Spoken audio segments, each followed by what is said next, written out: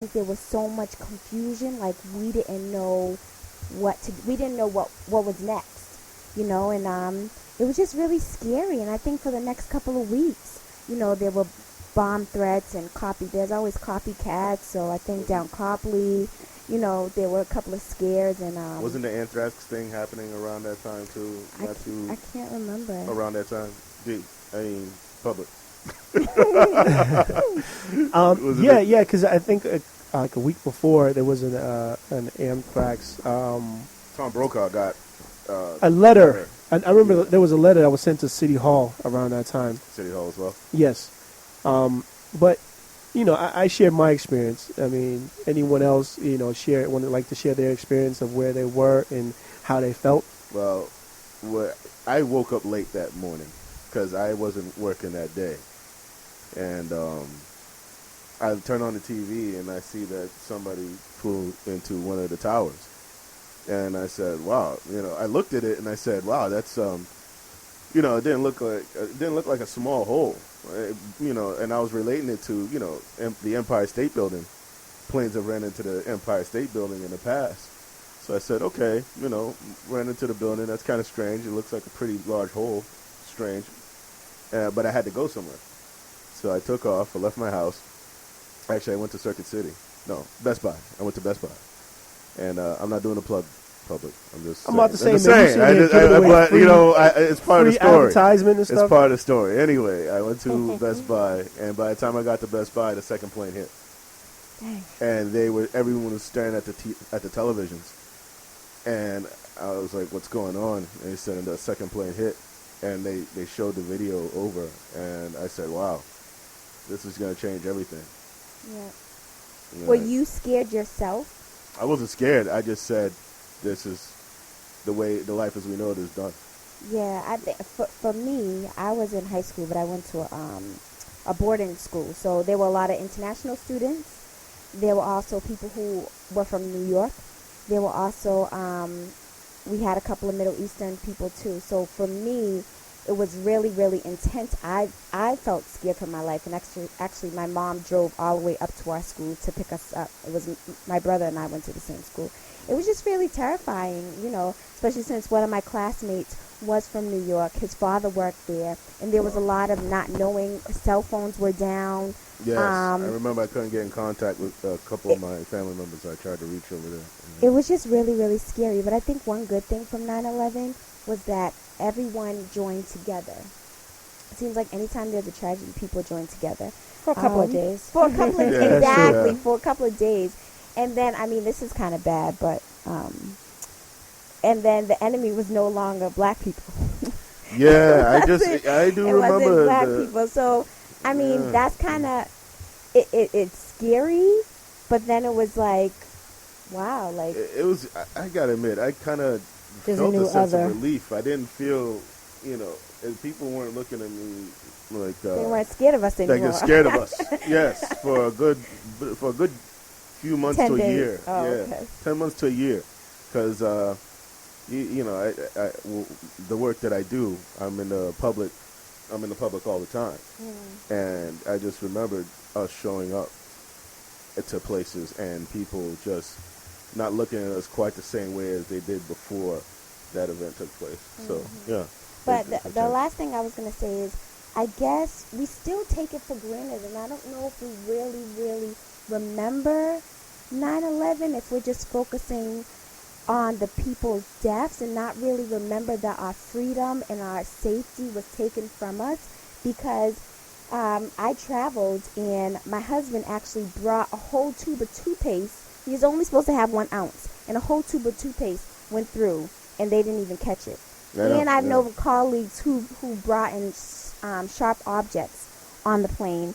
And actually, my wedding was at a government facility, I guess. But it was and it was right around 9/11, because that's my anniversary date, and it wasn't even. It was supposed to be highly secured, and I didn't feel like security was that much up to par. So I just feel like we're taking it.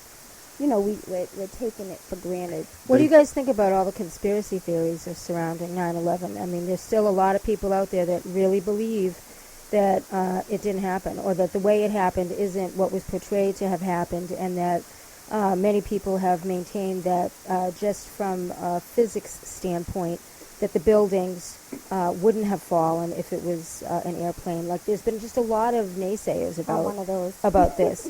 Well, I mean, I personally am not a scientist, so I mean, I have a tendency to be a little bit naive about things, in the sense of, like, okay, I was at work I don't know exactly where it was when it happened. I watched the second plane hit live on national TV because it was in the break room of the office that I was working at. I had heard about the first plane going in. I was standing in the door of the break room watching the burning first tower, and then watched the second plane come in. And then I thought, is that a repeat? Because, you know, you're watching TV and you think, oh my goodness, maybe this is just them playing, you know, the same thing over again. But then you realize, oh my goodness, that's a second tower, and you see the second plane go in.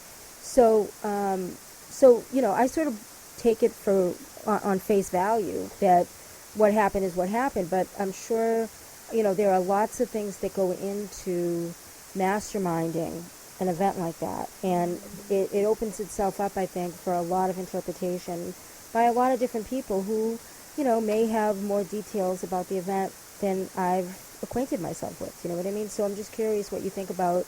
Do you think it actually happened? Do you think that these conspiracy theories are legitimate?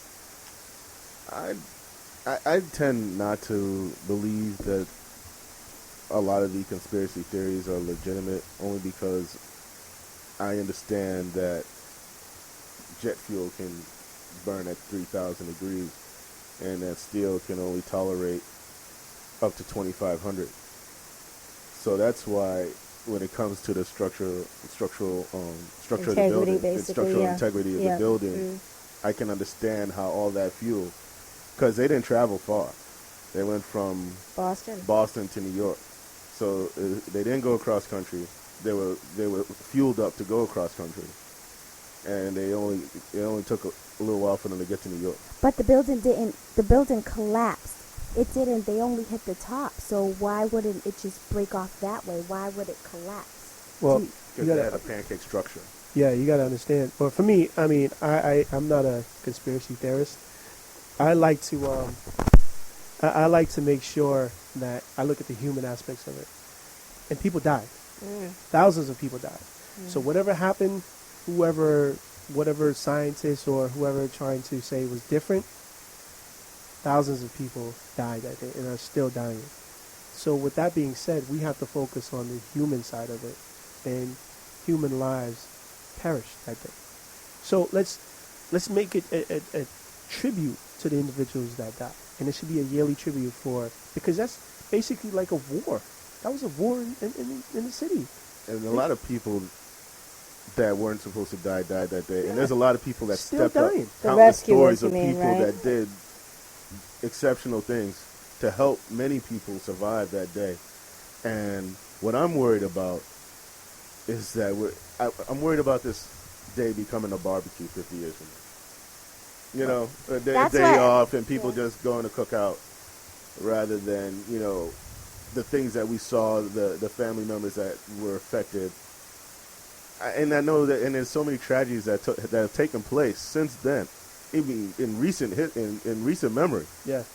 So, but something to that scale, to just be, you know, another day, like Pearl Harbor, the situation of, you know, the reason that we went into World War II.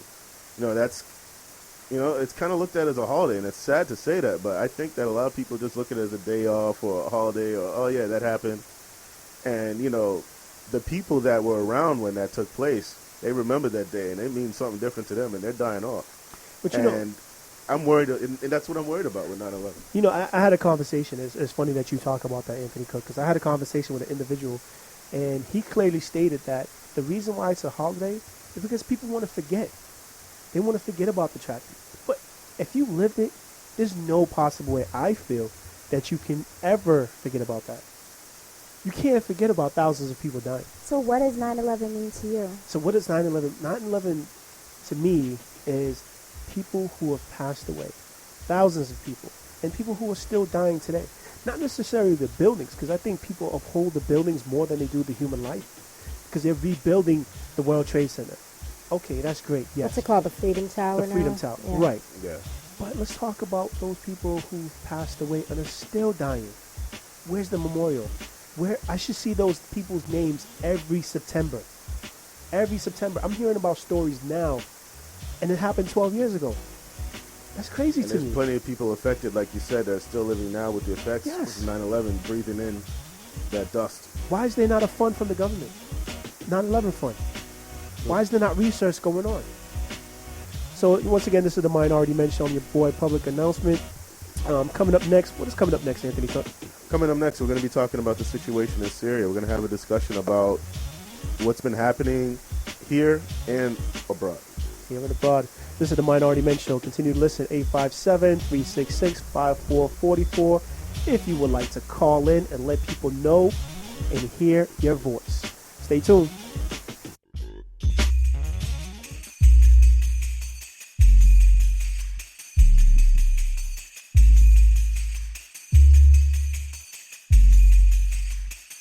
I got everything I need, of everything I wanted. I ain't never been a Saint Tropez or dot, but I'm on it. Yeah, she said she want that Gary Coleman, cause I give her different strokes. I don't really give a fuck, I'm laughing at my own jokes. I could lose it all today, but I know I really won't, cause as long as I got my again, well, I got and now my shout outs to my homies in Rhode Island doing something. Who put their future first, but they always stay blunted. Who know that I don't smoke, so they never try to make me. Shout out to the girls that fronted on me, now that's having babies. Shout out to their baby daddies who gon' bump me in a caddy. Maybe someday I might have a plane or a dame from a runway. Some say only God can judge me, but if I don't believe, tell me who the hell I have my city with me. My foes and my friends. My foes and my friends. I can't forget my down ass. Yeah, she's with me to the end. To the end. Cause I'ma put my mama in the cribbo. Tell her sit back and relax. And relax. Atlas had the world on his back. So do I. Till my city's on the map. Ayo. I was aiming for her heart. She told me X marks the spot. But when you have a mind full of treasure jewels, love becomes a tool you forgot. Yeah, that's why I be up early in the morning trying to get my feet running like I'm Usain Bolt and a track meets coming. I'm a black sheep, actually lack sleep from it. You're a factory athlete, millions of you frontin'. If these niggas say they real, then I'm probably faking up. I mean, if that's just that you feel, then I'm probably faking up. I mean, you can call me foolish, I'm probably pretty stupid, but we all can't ball, so somebody's rocking cubics. If don't rhyme my name with sorry, gotta be the fake Kari. If the only real thrill is a new Ferrari, it's apparent that you see through a transparent planet. My soul's on the line, pick it up or let it vanish. My city with me, my foes and my friends. My foes and my friends. I can't forget my down now. She's with me to the end. To the end. Cause I'ma put my mama in the cribbo. Tell her sit back and relax. And relax. Atlas had the world on his back. So do I. Till my city's on the map. Ayo. Don't push me, cause I'm close to the I fell off. Sometimes I wonder how my life would be if I was well off. Maybe Super Saiyan 4, please don't cut my tail off. Mr. College loans that we owing, I'll pay them off one day, but right now they can blow me right next to these shows that won't pay me for performing. Yeah, my part-time job with my manager's annoying. Yeah. Hello, goodbye, wait, where you going? I never made a rainbow, brain stay storming. And this it fly like it ain't that important. So, okay, design, up against your Jordans. You ain't fashion, bro. We can run it back, bro. You ain't passing us, bro. Grey Goose, you ain't put half in it, bro. But you wanna sip? You asking too much. Double or what? Don't pass me a Dutch. Tryna get it wet like ash in a cup. Girl, you nasty or what? Then cash for the butt. We can keep it on low like these bills that I duck. Life's not great, but I could be up in a coffin. So, I'ma get my income tax and be all like income tax. My foes and my friends. My foes and my friends. I can't forget my down ass. Yeah, she's with me to the end. To the end. Cause I'ma put my mama in the cribbo. Tell her sit back and relax. And relax. Atlas had the world on his back. So do I. Till my city's on the map. Ayo. I got my city with me. can't forget my